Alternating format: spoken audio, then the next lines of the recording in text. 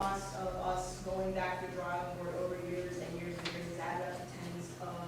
Hundreds of thousands of dollars. I guess my concern with this is I just did some quick math and, again, speaking as someone who I don't specifically understand why there's a meeting room associated with being in a conference room.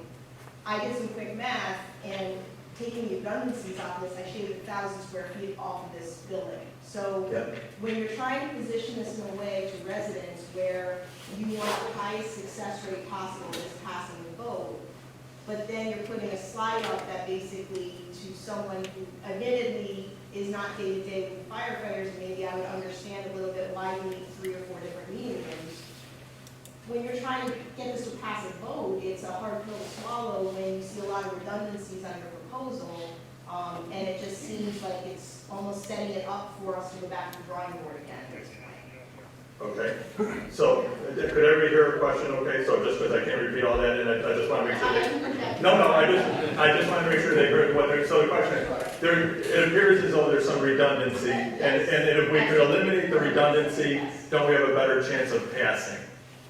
So the trick here is this facility, no different than the one they're in, okay, was supposed to be designed to last 50 years or more. So part of what H2M, not Huber Brewer, trust me, the cheaper this project comes in, at the end of the day, the better I look. I'm all for cheap. Okay? I'm not looking to make them bigger, I'm looking to make them smaller. Because the smaller they are, the easier it is for voter approval, right? But what we have to balance that with is we can't propose a project that won't meet the needs of the department. So when H2M sits and talks with all the guys that work there every day, and trust me, they talk about lots of things that you don't see up here that we've already said, sorry, you can't do that. We think we're at the need. I honestly believe that we are at the need. I can tell you, Saratoga is 16,000 square feet, okay? That's the size of it. It is their third station, so it's a support facility, and it is 16,000 square feet. So when I look at, for comparisons, everything that's been built in the last 15 to 20 years that serves the same purpose that your department is. I mean, trust me. And I was just going to ask you, how many We can't compare, my point being, we can't compare Saratoga. More firefighters and more apparatus to cover a bigger service area. Now They have 3 stations. They have 3. Okay, this is a new one that's out by the track. I'm just saying, if you're looking at what is similar, setting aside call volume and everything, if you want to look at what would be similar is the staff that's going to work out of that facility on a day-to-day basis. What's their staffing level? Their staffing level for their satellite station, as they call it, is similar to your staffing level here. 3 to 4 guys working in the building all the time. Okay, so that's why I think it's a comparable comparison. Can I use those 2 words here? But I think it's an equal for equal because it's the same size staff that's utilizing the same square footage for what it's worth. And they don't have, what's different is they have more meeting space because they have a meeting room that's about 1,200 square feet that is set up for their command center for all of the track events. They have terrorists, all kinds of stuff. They have a whole command center that gets together whenever they have a big event in Saratoga Springs. It will now function out of that room because that's why one of the reasons why it's going. One of my other comments about comparing Saratoga is they have the track, so another. I'm just saying. And I understand you're saying plan for the future. Mm-hmm. We have a finite space in the village where we only have so much space, so much houses, so many residents. We honestly expect that our needs for coverage are going to compound so much that we're going to need to fill so much space with new apparatus, personnel. And I'm not trying to, I'm playing devil's advocate here. I understand, but I think what maybe where the disconnect is, I don't think we don't have future base space. We don't have future bunk space. We don't have future, it's all gone. I believe from my, and I don't, I don't create the program, I'm not the final decision maker on the program, but from my participation with other projects, I believe we have gone from want to need on this project. I think this is the appropriate square footage for what I know about the career and volunteer fire department that works out of the Village of Scotia. And that's just my opinion. If I could cut another 2,000 square foot out of it, I would in a heartbeat. What would that be worth? It'd be worth $500 a foot. So- Something a little bit, to be honest with you, a little bit less than that, because you got some costs that aren't gonna change. Your utilities coming in, your parking, you know what I'm saying? But it's something like Yeah, that. I was kind of trying to do the math on Yeah, the it's perspective. a $500,000 per 1,000 thousand. square foot is about $500,000 or so. That's right. At the end of the day, that $193 per 100,000. What's 1,000 square feet? It's not. Well, it's 1/14 of 193, whatever that is, right? You're diminishing, if you take $1 million off, it's 1/14. So it'd be 1/15 of 193, whatever that math is.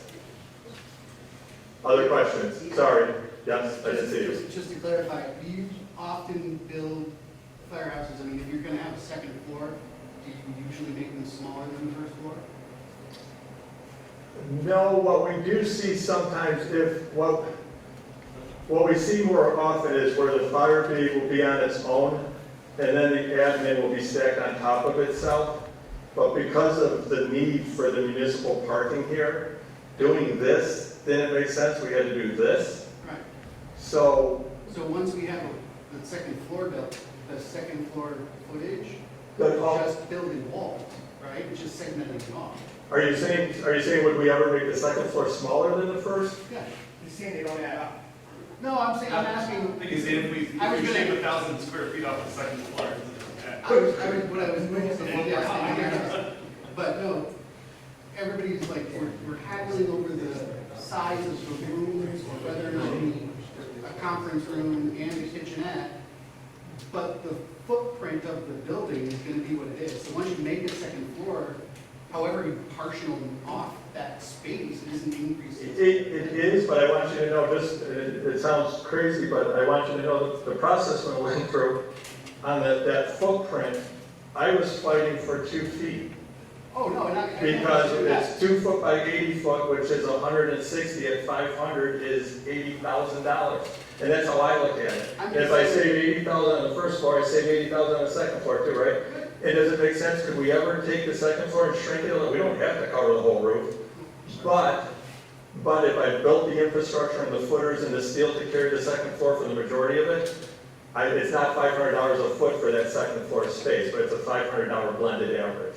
Right. So it would probably be fiscally responsible to utilize as much of the footprint that you are able to capture within the budget. When we take the fire departments on these tours, I can tell you the number one comment time and time again is we don't have enough storage. Everybody is running out of storage. No matter how much we give them, it's never enough. We have mezzanines to try and offset that because mezzanines are easy to build and they're cheap square footage. But that is, if we have a little extra space to have someplace for storage would be good. And this is very schematic. So like right now you don't see laundry anywhere. They have to have a place where they can wash their underwear. You don't see that room. So that's because we haven't gone to that level of design, but we're confident that at the square footage that we're at, we can get the program that's required. There are lots of miscellaneous details that have not been filled in yet. I just have, Yeah. any more news on we were talking about the fire, how about the police, any more news on that? About Like, what's that thing called we drive people? the salary board. You had asked me about that? We have, it's still our intention. So I was driving in, hang on, where was I yesterday? I was up near Mohawk, I was up near Fonda, what is it called, Fonda, the town of Fulton. Have you heard about the Fulton place you don't want to go if you're really in trouble? Did you see what's outside? So outside they have, you might know it, outside they have and I caught my eye, they have a chained-in drive-in, it's outside, it's got razor wire around the top of it. If you ever drive by, check it out. I was like, oh, nobody's getting out of that. But, so they weren't able to incorporate it into a drive-through, but now they have where they pull up to a gate, the gate closes behind them, they got razor wire all on the top, and that's how they contain their bad people. So, That was a great. and that's part of the balance, that's part of the balance of how do you, but there's lots of ways, you know, that you can skin the cat to provide the chief, can you share for 2 or 3 minutes some of the things that you're facing as far as how you function day to day as a police department, please? Stand up. I was more clear at the beginning. Oh, We're definitely lacking in a lot of areas in terms of space in the department. Everybody's on top of each other, a processing area, workstations, as is Maria's office. Everybody's on top of each other, bringing people in and out of the building. We have security issues in the building, people walking in the building, out of the building. We really need an updated facility, more modernized space, a juvenile area. You deal with a lot of juveniles, the officers deal with a lot of juveniles. So, having a proper place to sit them down and talk to them. They don't belong in the back they could get hurt. There's all sorts of things that can happen. We've been working, we have a bathroom that we have to share with everybody. We don't have a public bathroom. We have our area, just every area, and we've done some updates. The officers even volunteer a lot of their time to do updates in the department. can you talk a little bit just about, because I know it's a big thing, court night, and bringing people in who are already in detention, but bringing them in front of the judge, and how does that process work now versus what an improved layout would mean to you? Means the world. Everybody's seeing court going up and down the stairs. I constantly see people come in and out of the building, elderly people, disabled people that have struggled trying to go up the stairs, down the stairs. Audrey, our court clerk, worked really hard on it. And the mayor and everybody worked really hard to get that chairlift in there because so many people struggle to get in and out of the building. So it's very, very frustrating. Court night parking is a mess. I don't think there's an easy answer for that here in the village. If you live in the village, you know parking is really difficult. Well, summer is there, so. All right, thank you, Chief. Yeah. Other questions? Yes? No, I'll go over to the ladies first. Go ahead. Can we go back to where you said that we could put these out for vote? Maybe I misunderstood separately. Okay. Okay, if we put them together, we can possibly get 30 years, right? No. Okay, Good question. Let me clarify. Question is, if we bid them at the same time, can we put it all out for 30 years? The bond term is determined by the type of work that is being performed. All new construction versus renovation repair. The all new construction has a probable useful lifespan of 30 years or more. Okay. The renovation repair is deemed to be something less than that. So just like if your car can only last for 6 years, they don't want to give you a 10-year note on it, they want to give you a 6-year note on it. So whether the projects are bid, I believe, and we will check with bond council, but whether it's one big bid for 13.8 million or a bid for 8 million and 5 million, I don't think will change how the bond is rated for interest. all right, but does that mean,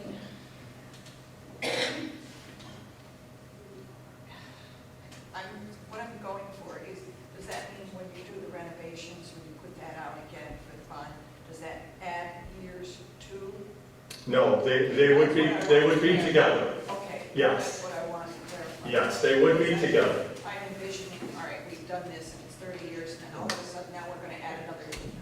No. There will be one bond purchase to do it at the end of it. Okay. For one term of somewhere between 24 and 26 years most likely.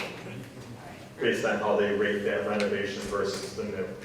And I'm probably going deeper into bond council than I should be. There was a really smart guy here last night, but I'm not him.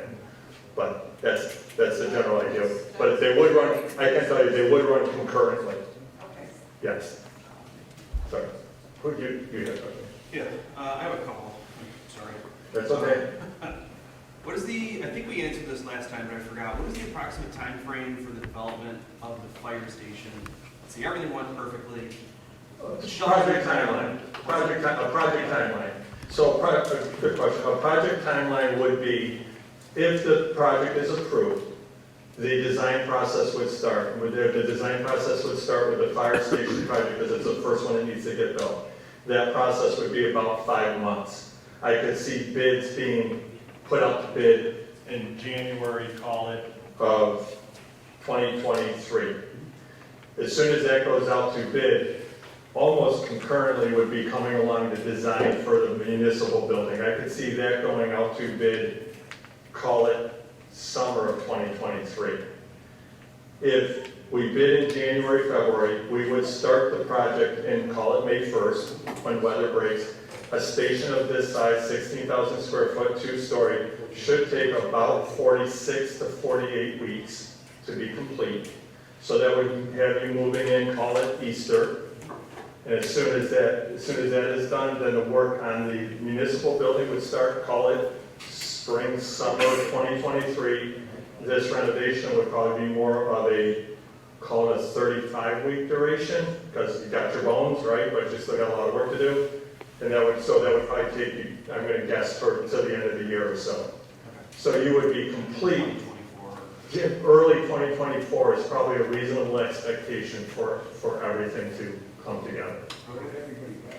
So then, yeah, based on that timeline, obviously, there's not really any impact to the fire services during their construction, but during the construction of the municipal building, what happens to public services, fire, where are they gonna work out of during that Still to be discussed. I have an idea. I don't think the fire department will like it, but I have an idea. time? Park their cars?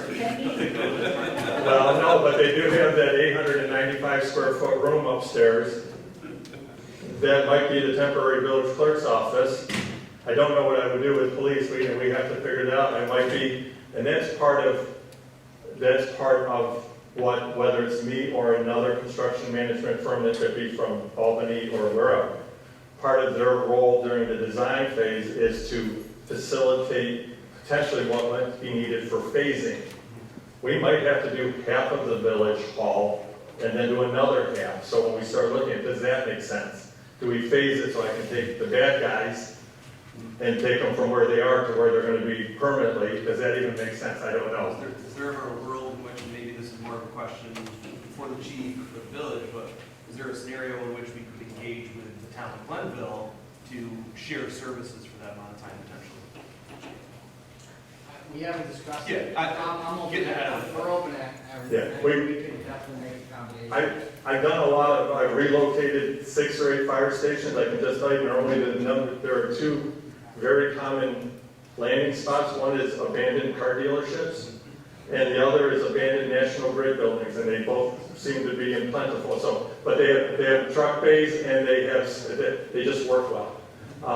But I'm not sure that would work for police, but those are the kinds of places we look to put people. So then the other thing, kind of again, timeline is if we're wrapping up the project, ribbons have all been cut, and we're in January 2025, when would we, the taxpayer, expect that $193,000 or $193 per 100,000 square foot hit? When should that hit my tax bill?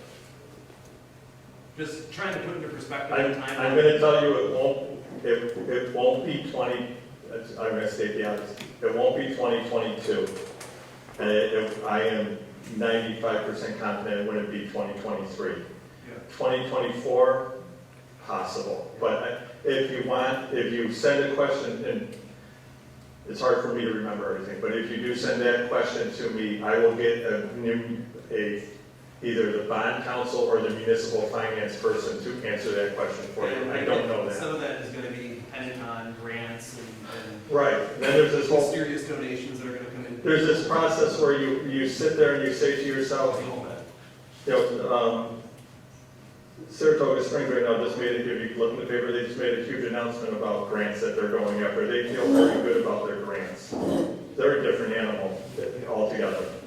but there will come financially, right? But there will come a point when you have to manage the funding of the project and say to yourself, do I hold for grant money, which is free money, or do I engage bond counsel now and go to market because I'm a half point low? And that's where bond counsel comes in. They're gonna come in and they'll weigh both those options and tell you what it means to you over that 24, 26-year period. But somebody with bond counsel and fiscal advisors will be the ones that will be advising the village on that, not me. Another kind of timeline, so let's say we're approved in June, everyone's happy, we move forward. What are the, so you've mentioned the next 5 months, you start going to town on design phase, et cetera, and this might be more of a question for the trustees and administration. What is their role in this project over the course of the next 5 months to make votes, manage, et cetera? As you might know, we have a big administration change happening at the end of this year.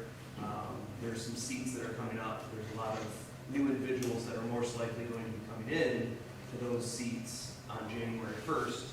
So how does the next 5 months impact the next 4 years? I can't speak, first of all, just I don't know what the roadmap is for who's up and who's out and all that.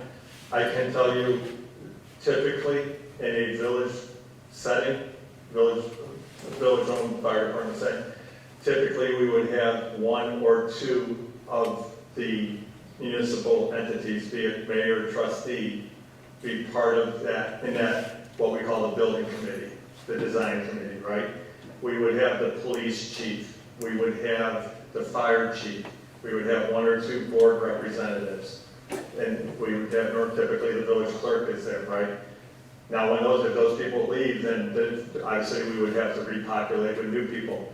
When we go, typically, whether you have I'm here or not, when you go to construction, it normally becomes a little bit more streamlined, and the entity, the government entity would have, we typically see 2 people. That Saratoga Springs has 2 people that are basically running the show. They report back to everybody. Safety, risk management, legal, all of that. But there are 2 people, we say, in case somebody gets run over and killed, there should be somebody else ready to. Because it is a big time commitment from ownership perspective, from the municipality's perspective, to manage a project of this size and being, there's meetings every week, there's a lot that goes on. So to answer your question, we typically, 2 people typically from the board. We don't want to have a quorum every time we have a meeting, so 2 people, and the department heads are really what makes up, and we like to bring 1 or 2 public entities into the process as well. The other thing I didn't talk about that H2M is very good at, I don't do it, it's not my thing, but they're very good at it.